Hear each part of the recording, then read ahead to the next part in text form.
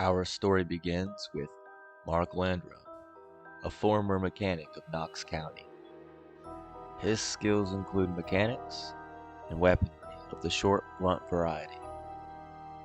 When we find Mark, we discover him ripping through his apartment, trying to find any and all supplies he can take with him on his venture outdoors. He knows what he has now won't be enough to keep him much longer. It's only a matter of time before he ends up starving, or even worse, food for somebody else. Mark has heard and seen the television and radio broadcast urging everyone to stay indoors, but with his dwindling food supply, he has no choice. Mark begins eating what remaining fresh food he has and getting every non-perishable item he can find. Mark wonders about his neighbors. Have they left town yet, or are they staying put like the radio and television suggest? Surely the government can't expect us to hold out forever. Maybe they're running low on supplies too, he thinks. Mark decides to exercise in front of the television, to hype himself up and to gain any clues as to what's going on outside.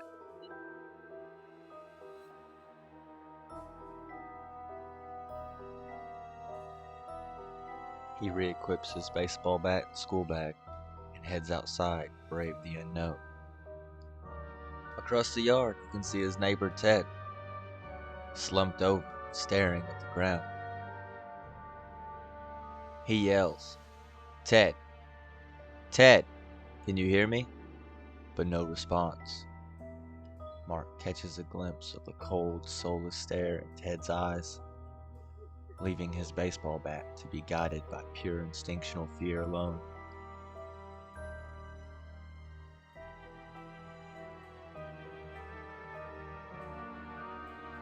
Mark rips the bloody hoodie from the corpse and puts it on himself in hopes that added padding will protect him from these monsters.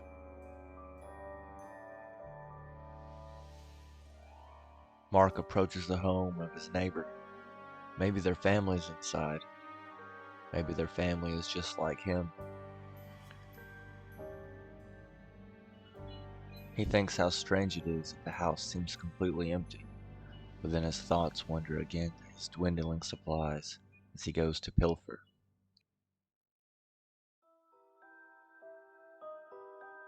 Finding nothing of any particular interest in the dining room, he goes to investigate the rooms.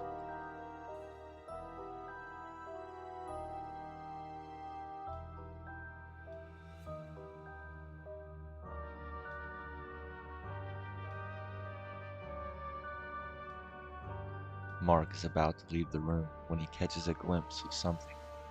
It's an old video game him and his neighbor used to play. He sports a grim smile before stuffing it in his pocket and exiting the room. He feels a bit parched and decides to quench his thirst in the bathroom sink.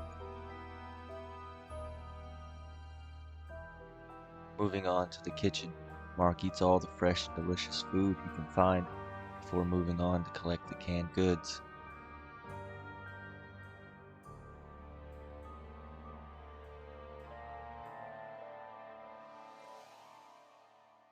As he pilfers through his neighbor's food, he wonders if the whole town is like this.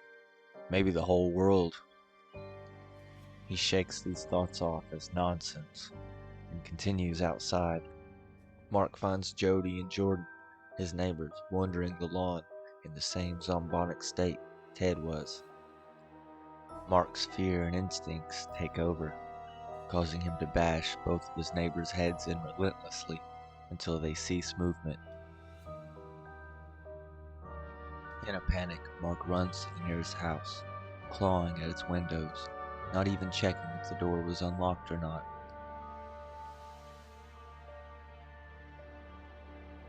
Once inside, he makes sure that his immediate surroundings are safe. Mark's lower instincts are taking over, for once inside, he rushes over to the kitchen to devour any fresh food remaining. He collects what little canned food is there in the cupboard and decides to go to other houses in his neighborhood to see if anybody is there. if they can give him a clue as to what's going on.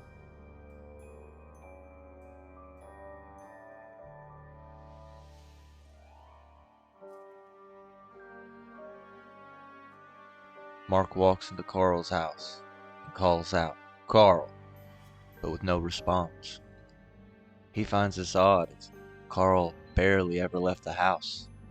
As his mind can come up with reasons for Carl's disappearance, Carl emerges, almost biting Mark on the shoulder.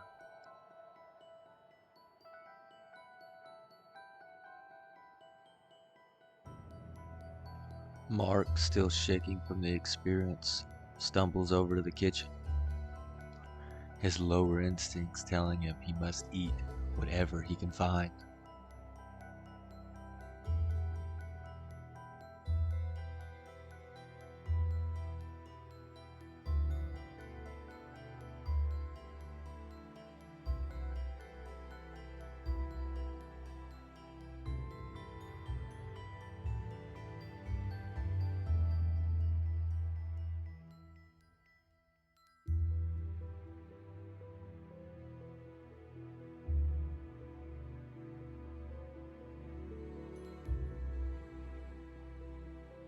Mark checks his surroundings before heading into the next house, making sure he has enough time to clear the glass so he doesn't cut himself as he moves through the open window. Remembering how close to death he just came, he makes sure all the rooms are empty and the entire house is clear before he starts his pilfering.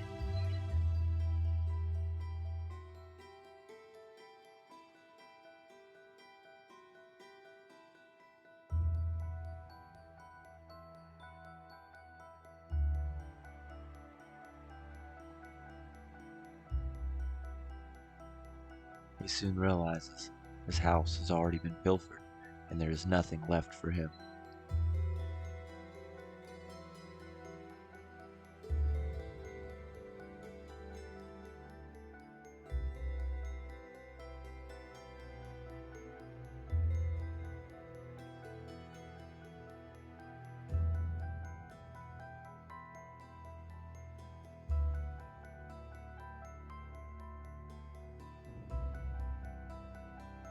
Mark begins his next pilfer by first trying to open the locked door. To no avail, he moves on to the window. Unsuccessful, Mark looks for another opening when he discovers another neighbor. Mark carries his neighbor gently into that good night before continuing on around the building. But before Mark continues, a few more zombies attempt to corner him. Instinctually, his grip around the hilt of the baseball bat tightens. His teeth gnash, and he releases his rage. Like before, he finds himself staring at his clutched baseball bat, with fresh blood glistening in the sun.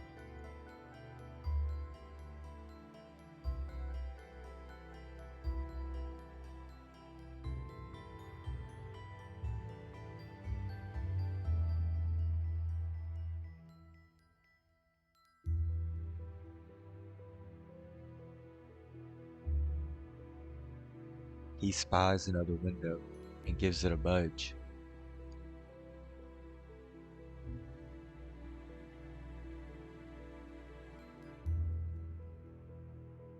But, sadly, to no avail. He checks his surroundings, finds a sizable group of his undead neighbors to the south. Mark, having no other option, decides to negotiate with the unopened window.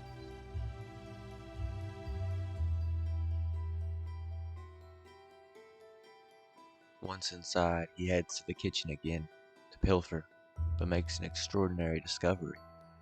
He finds a key to the vehicle outside, wonders what condition it's in or if it even has fuel.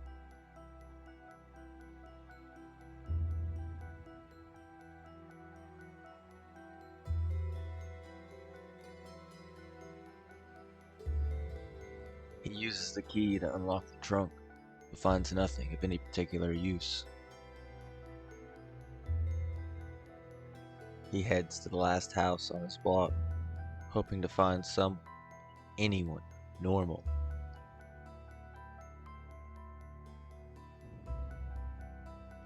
He quickly makes his way over to the kitchen to collect and sort through the delicious, succulent food before clearing the rest of the rooms in the house.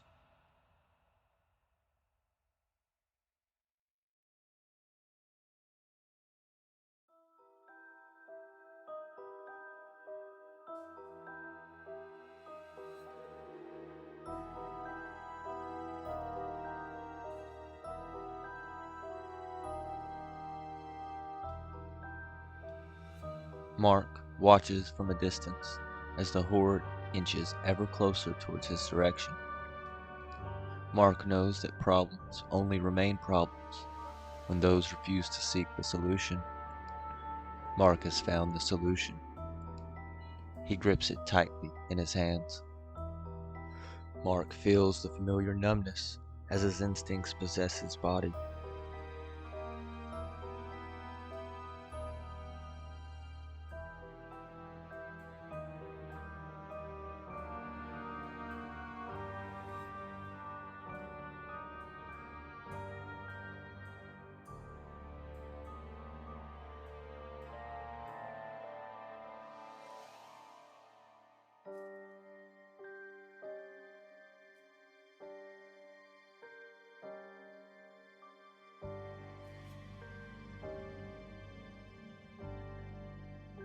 Mark, exhausted from carrying all his pilferage, dumps it into the back of the taxi.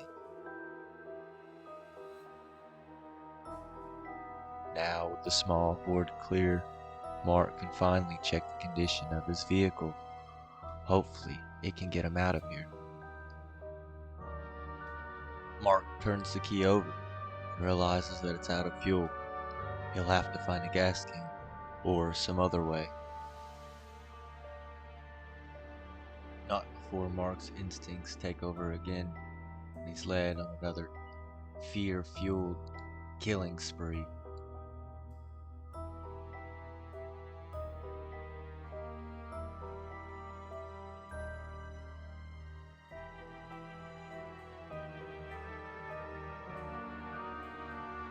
He checks under the hood, and it confirms his suspicions. It's out of fuel. He'll need to find some sort of fuel station and a way to carry the gas back to his vehicle. He disposes of one more dead before going off to the gas station to see if he can find a fuel container.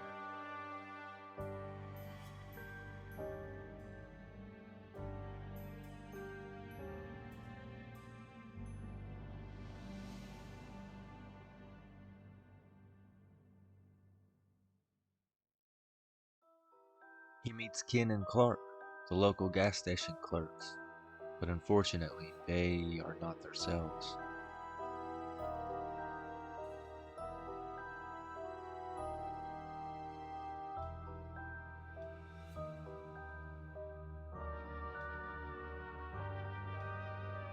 He looks for a way inside the gas station, almost certain there has to be a fuel container inside, before coming across another small horde of angry customers.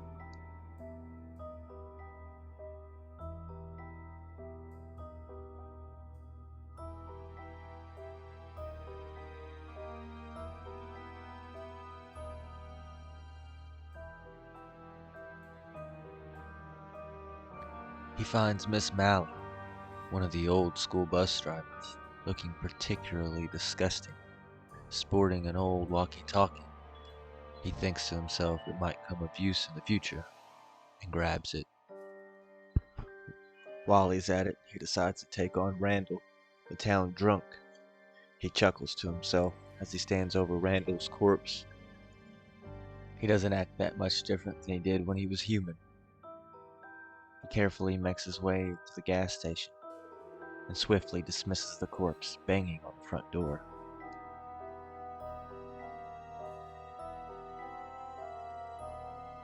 Mark heads for the storage room before something catches his eye. Cigarettes. He's been out for days, but unfortunately, with nothing to light them with, he's left only to imagine what they must taste like, until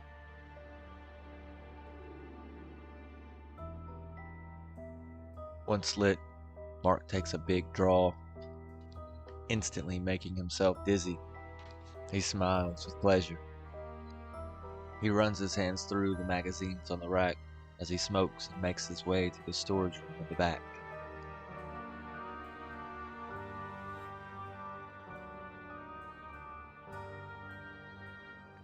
Not able to find what he came for, Mark takes what he can use and bails. But not before he spots the snack aisle. Delicious, luscious snacks await him, and they are all his for the taking. All he must do is take them.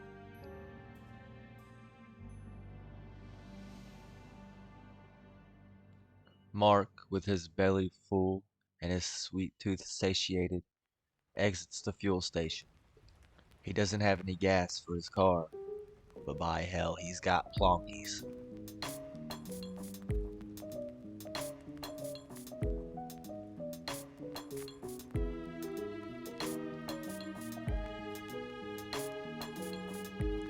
Mark walks out to the parking lot. He wants to pilfer the vehicles, but first he must take care of the band of undead guarding him. He takes a quick look at his surroundings before dispatching the undead.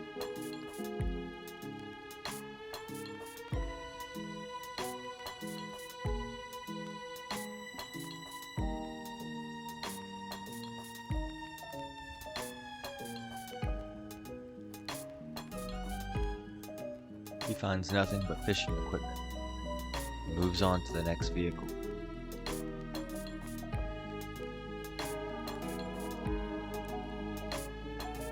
Similarly, this vehicle is of no use to him, but he does take the screwdriver he finds in the trunk.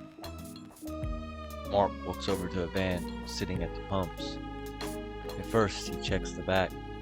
It's unlocked, but nothing of use. He climbs into the cab and is surprised to see the keys dangling from the ignition. He holds his breath and prays a silent prayer as he turns the key over and the old van comes to life. Immediately, he's overjoyed he secured a vehicle.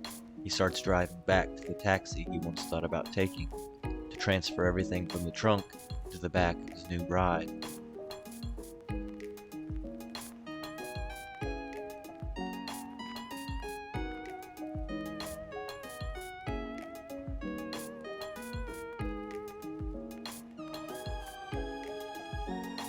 Mark carefully backs the van to the driveway and shuts the engine off. He gets out of the van, admiring its beauty, and his thoughts are interrupted by the groans and moans of something that was once man. Could it be a tax collector coming to unfairly take what Mark had collected? He shivered at this thought, and rage filled his belly. Instinct once again overcame him, and when he was finished, quickly ran home to sort and safeguard all his pilferage. Hello guys, this was the end of episode 1. I hope you guys liked the video. Like and subscribe and comment if you want more.